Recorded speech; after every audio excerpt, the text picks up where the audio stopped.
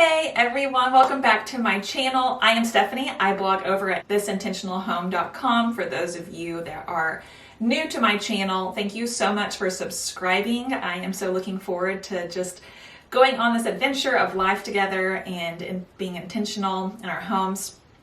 I'm super excited. I've been excited all week to film this because I'm going to be talking about an intentional home. What is an intentional home and how do you create one? And I'm just so excited because today I want to encourage you that no matter what your budget looks like or what your house looks like, how big it is, how the things inside, it doesn't matter. That's not what an intentional home is about. And I just want to encourage you, even if you're having a hard time or you don't feel like your health is the best. And so I just want to encourage people wherever they're at in life that you can create an intentional home. So let's dig in and talk a little bit more about that.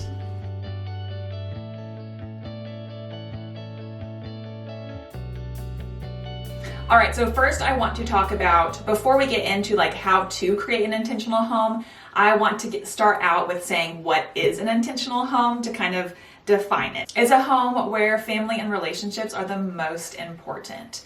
So of course there's how we put different things in our house to make it cozy, or how we organize, and how we be intentional. But really the whole point of an intentional home is the family and the relationships that are behind it. So I think of like an intentional home, here's like the family and the relationships, and then everything else is just kind of supporting that. You know, these things are not the core.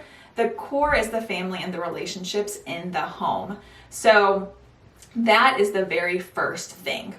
The second thing is it's a place steeped in intentional living. So once again, we've got the family, but we've got the intentional living as kind of one of the pegs that's holding it up. So everything that we're doing is very intentional. How we spend our time, how we spend our money. And this so varies between different families. So everyone's family and their home is going to look so different, but we're being intentional with our relationships and how we're spending our time. So everything you're doing is kind of like a representation of what your family culture is and what is most important to you.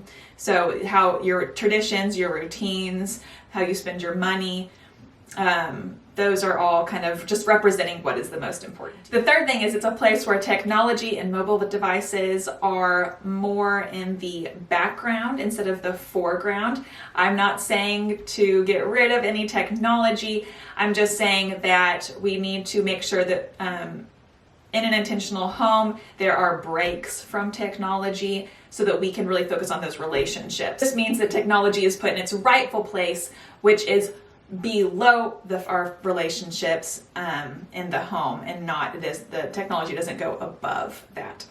An intentional home is a place of comfort and reprieve from the stresses of life, where everyone can relax at the end of the day and be filled up instead of drained. Once again, this has a lot more to do with the relationships in the home than like cozy pillows and throws. Although I love cozy pillows and throws, but you can have cozy pillows and throws, and if the relationships aren't good, that's not going to be a reprieve from the stresses of life. You know what I mean? So we want to nurture those relationships first, and of course then add things that help also make your home a cozy place. So an intentional home is, it's kind of like an oasis from the stresses of life. And lastly, an intentional home is a place that inspires and encourages, and it is an atmosphere of learning and adventure. So focus on relationships is the first step in creating an intentional home. So how do you do that? You spend quality time with the people in your house. So I'm thinking date nights with children, one-on-one time with kids, one-on-one time with your spouse. And this is just so great because there is not a like, you have to do it this many times. It's like, you look and see what your schedule, your family, your values, what that looks like to you, your health, and figure out what you can handle. So, for example, for me, I've heard of people like doing date nights with kids like once a week or even some like once a day. For me, that's just too much. But I can do once a month with one kid. So I've got, my oldest this month, second oldest next month, and the third the month after that, and then I just kind of rotate them. That makes it to where it's not just this burden stress on me, and makes it to where it's enjoyable for me. And I just think I can handle that. And that's going to vary for different people. I was listening to a podcast the other day, and he was talking about how he does once a quarter and with kids. So, once, just 4 times a year, and that's what he can handle. But he does a whole entire day with each kid. And so just figure out what would be the best for you, but you definitely need to be spending intentional time. Turn your technology off and go focus on specific kids, however much you can do that. Put it in your calendar. Be intentional with the relationships with your kids. And then same with your spouse if you have a spouse. Go and be intentional. You don't even have to go on fancy dates. Just how about you be intentional at home and play a game together in the evening, or have the kids go do something while you two get to sit and drink some coffee and talk. There's no formula for this, but it needs to be priority. The relationships in the home need to be the priority, and then everything else come after that. And then also along those same lines, like be a team with your spouse.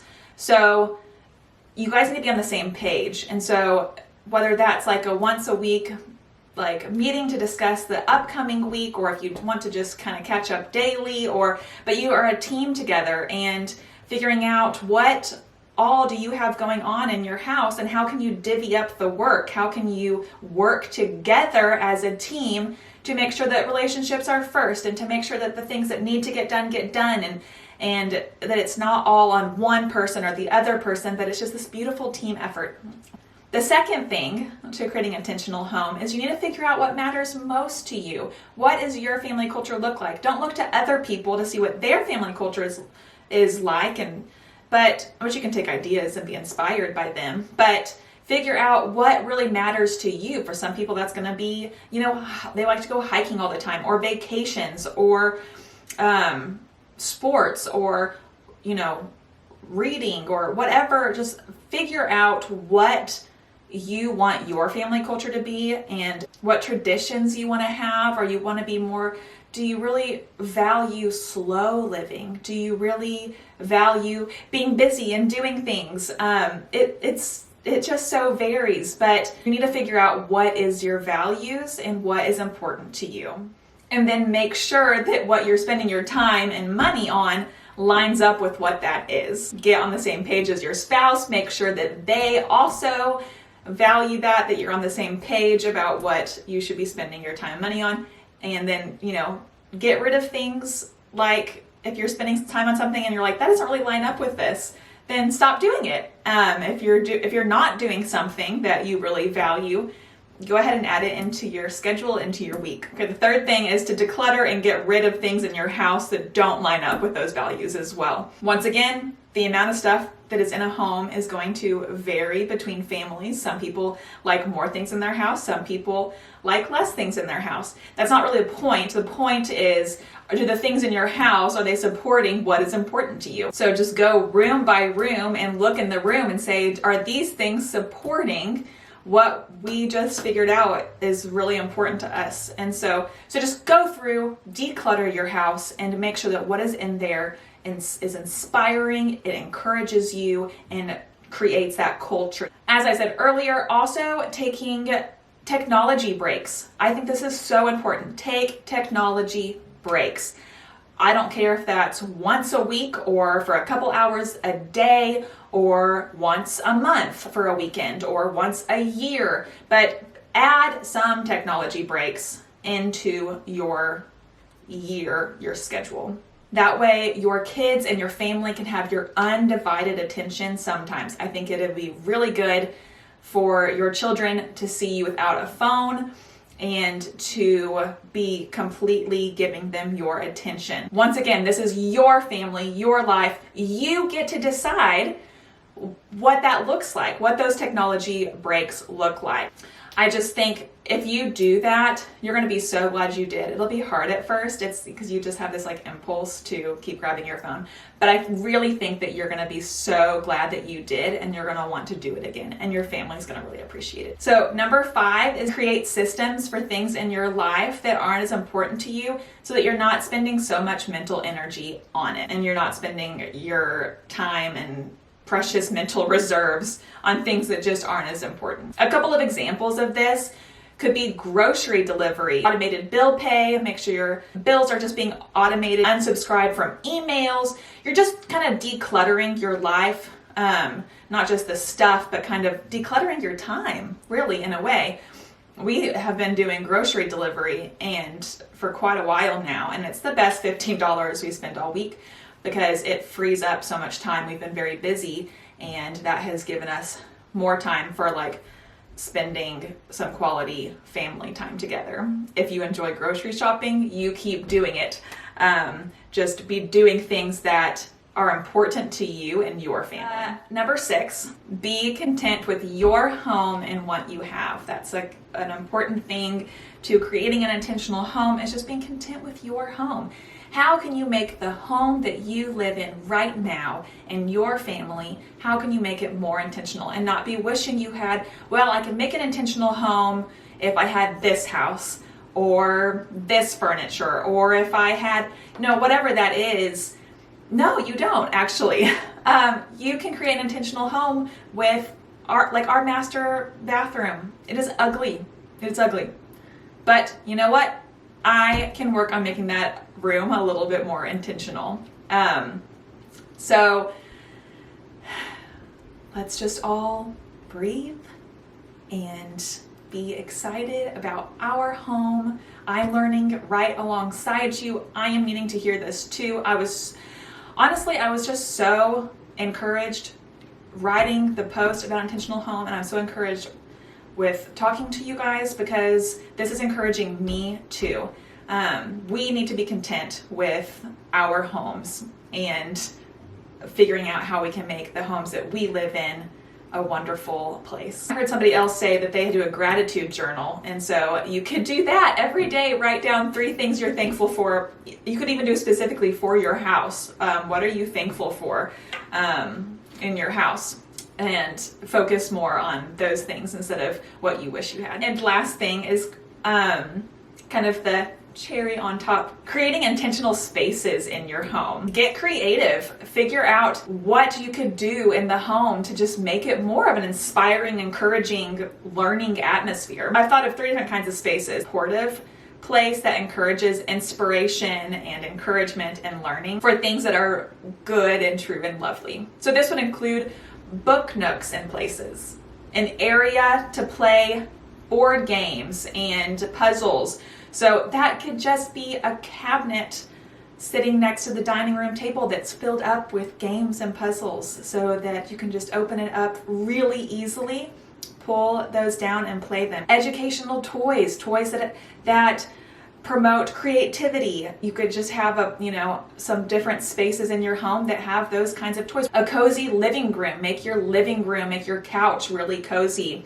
A good place to watch wonderful family movies. Musical instruments kind of spread throughout the house, like a piano or a box of those kind of those musical instruments you used to do in choir and stuff, with a recorder and a little shaker. We have a box of that kind of stuff that's for the younger kids, that they can just go and bang around and make music.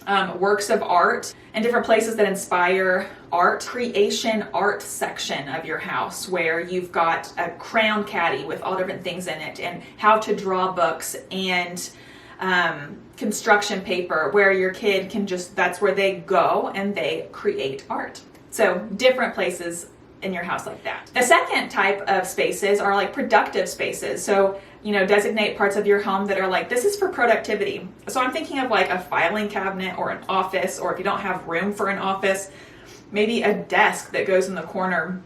It's like, that's like where I work. Think of ways that you can help organize and be more productive. And then the third is like relaxing spaces. So essential oils and candles, and your side tables and your coffee tables, having plants and pillows. And so this is all the cozy stuff that you think of when you think of cozy. Book nooks, some cozy chairs. And once again, you can just use what you have. So a lot of times just kind of like rearranging how your house is can make it feel like everything's brand new. So you don't have to go out and buy tons of stuff. And our idea is just thrift stores. There are plants there, candles there.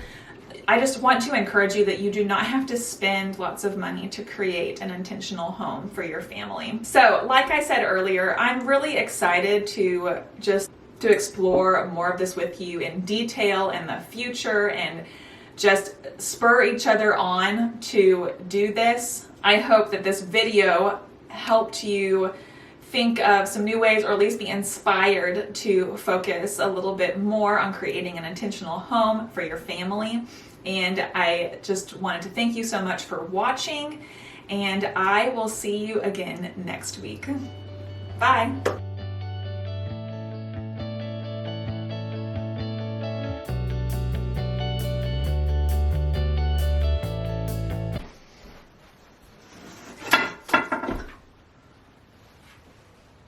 I'm so excited about my coffee.